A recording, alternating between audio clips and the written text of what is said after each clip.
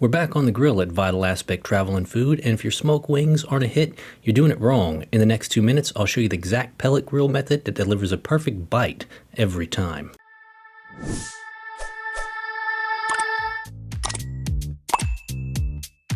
And we're going to be doing 2 flavors here today. The first is going to be some Killer Hogs, the barbecue rub, a dry rub that we're going to put on this set of wings right here.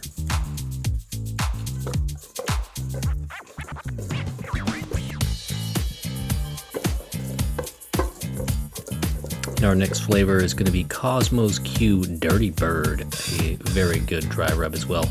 And we'll season these ones up just like we did the others.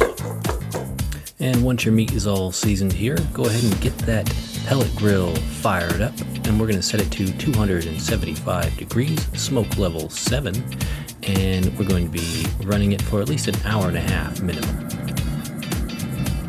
And once your smoker is up to temp, let's go ahead and throw those bad boys right on in there and get them smoking. After about an hour to an hour and a half at 275, this is what we got here. Well done chicken wings, drums, and flats.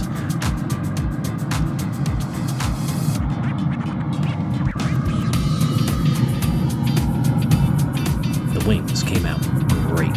Let's sauce them up now. We're using Lubier's barbecue sauce for our Killer Hogs barbecue rub wings here. Let's get those sauced up.